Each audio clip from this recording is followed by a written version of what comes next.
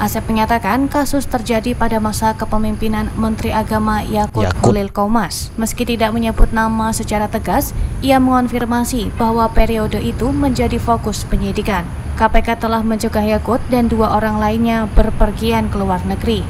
Modus yang terungkap, travel haji memberikan setoran kepada oknum Kemenak demi mendapatkan jatah kuota tambahan. Nilai setoran per kuota diperkirakan antara 2.600 hingga 10.000 dolar Amerika Serikat atau sekitar 42 juta hingga 162 juta. Jika tidak memberikan setoran, travel haji terancam tidak mendapatkan kuota. Praktik pemerasan ini kemudian menimbulkan kerugian bagi calon jemaah haji reguler yang seharusnya berhak berangkat lebih cepat. Hasil penyelidikan menunjukkan dana haram tersebut dialihkan ke berbagai aset. Aset yang diduga dibeli dari hasil korupsi itu berupa rumah dan kendaraan.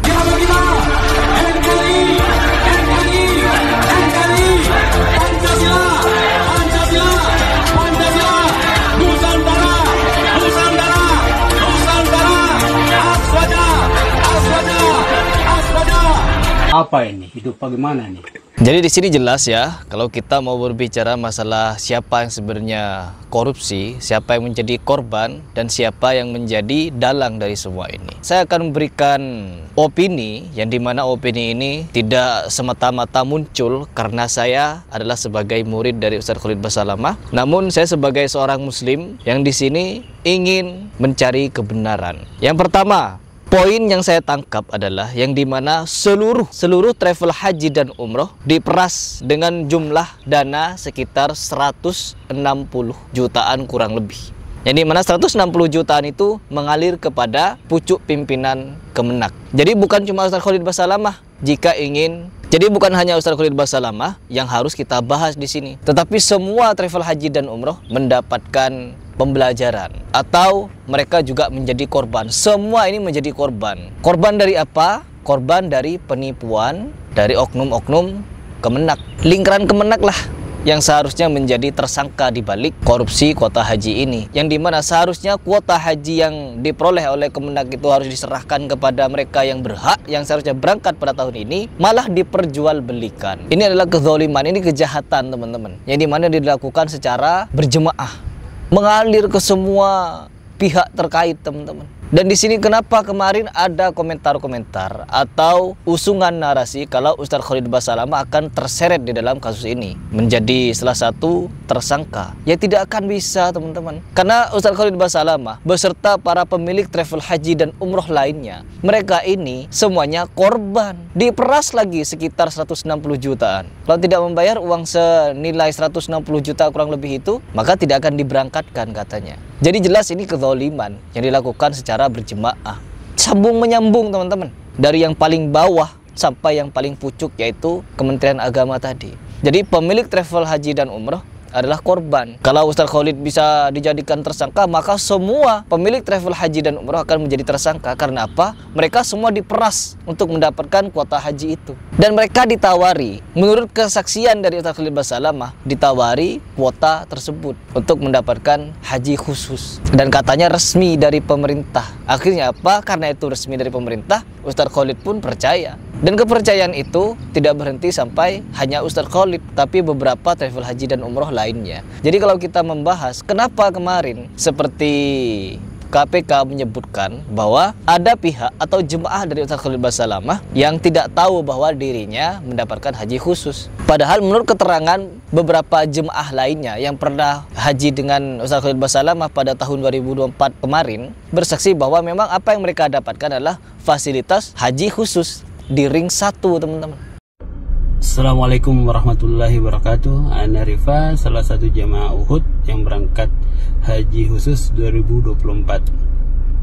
Dimana nih ada berita rilis dari KPK bahwa ada jamaah yang berangkat haji khusus tanpa sepengetahuan dia. Dia daftarnya pakai furoda, taunya diberangkatkan memakai haji khusus. Yang saya alamin berbeda. Yang saya alami itu bahwa info memakai haji khusus sudah diinfokan sejak awal, itu bulan Februari, baik di grup maupun di japri langsung oleh admin Uhud. Jadi kita berangkatnya pakai haji khusus, dan saya sudah ketahui dari awal.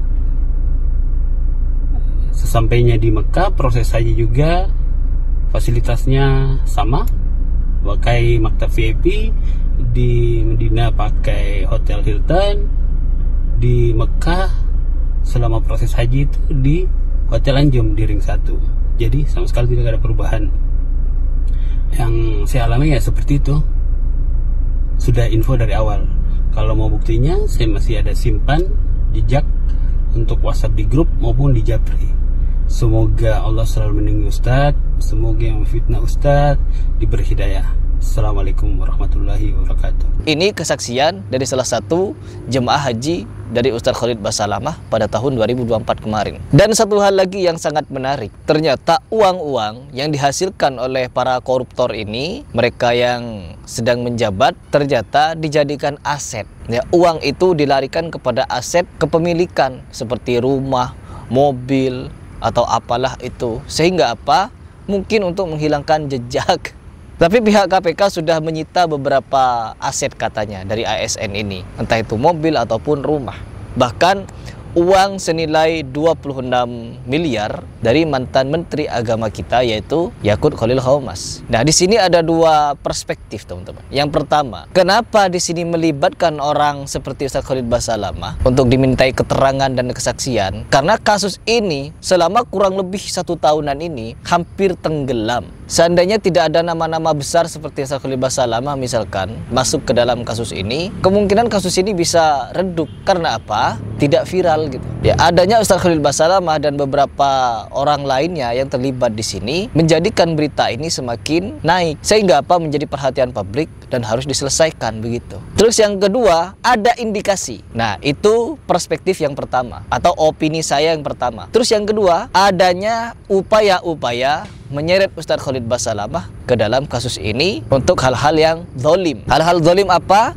Yaitu melibatkan beliau untuk menjadi tersangka dengan upaya menjebak dan lain sebagainya. Sehingga apa? Ya, Ustadz Khalid Basalamah mengaku di sini kalau sebagai korban. Dan satu hal penting, teman-teman, yang perlu kalian catat. Orang-orang yang sedemikian rupa ini, contohnya seperti Gus Yaqut, dia orang yang paling lantang meneriakkan NKRI harga mati, Aswaja akidah kita, Nusantara milik kita. Pokoknya banyak sekali slogan-slogannya, tapi dia sendiri mengkhianati slogan-slogan itu. Ingin mengabdi kepada masyarakat tapi membohongi masyarakat, menipu masyarakat. Seharusnya para jemaah haji yang reguler kemarin sudah berangkat, tapi kuota tersebut malah dikorupsi dan diperjualbelikan. Apa namanya ini kalau bukan mengkhianati sumpah dia, mengkhianati moto yang dia buat, mengkhianati apa yang sudah dia ucapkan. Sebagai seorang Banser NU, kita akan menjaga kebinekaan, menjaga NKRI, menjaga kerukunan, menjaga ini, menjaga itu. Tapi pada ujung-ujungnya korupsi. Innalillahi wa inna ilaihi raji'un. Memang di dalam mereka sendiri sudah banyak yang terpecah belah, teman-teman. Bukan hanya di bagian ormas saja yang kemarin antara FPI, Banser ini itu, no. Tapi pemikiran di antara mereka pun sekarang ya mulai terpecah belah juga. Apalagi banyak pengkhianat-pengkhianat seperti ini. Belum lagi yang di pesantren-pesantren oknum-oknum Gus Kiai Habib melakukan tindakan kekerasan, dari kekerasan fisik sampai kekerasan seksual. Bahkan bukan cuma seksual biasa, homoseksual. Biar kalian tahu kebobrokan orang-orang yang mengaku si paling ahlus sunnah ini. Moto mereka, moto ini. Kasihan umat yang awam-awam kalian bodoh-bodohi dengan berkedok Aswaja, kami Aswaja, akidah kita, NKRI harga mati. Tapi kalian membodohi orang-orang awam, menipu mereka, menzolimi mereka, mengajarkan ajaran yang tidak pernah diajarkan oleh Nabi Muhammad SAW. Jemaah perempuan laki-laki diajak joget-jogetan. Untuk sana sini meliput acara, tapi sayangnya yang disorting cuma jendela. Musik-musikan gak ada karu-karuannya.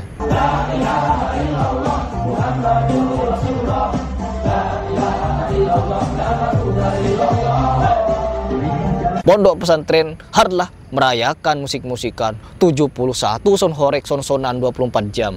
Kalian mengaku halus sunnah, tapi mengajarkan hal-hal batil seperti ini. Sunnah apa yang kalian tunjukkan? Jadi kalau kita membahas masalah kebobrokan sangat membludak, apalagi ditambah dengan kasus kuota haji yang dikorupsi ini. Jadi mungkin itu yang ingin saya sampaikan kepada kalian, kejengkelan saya kenapa beberapa hari ini nama Ustadz Khalid Basalamah menjadi sorotan dari kasus penggelapan kuota haji yang dilakukan oleh kementerian. Semoga Allah membuka yang sebenarnya tentang kezaliman yang dilakukan oleh para oknum-oknum Kementerian Agama ini.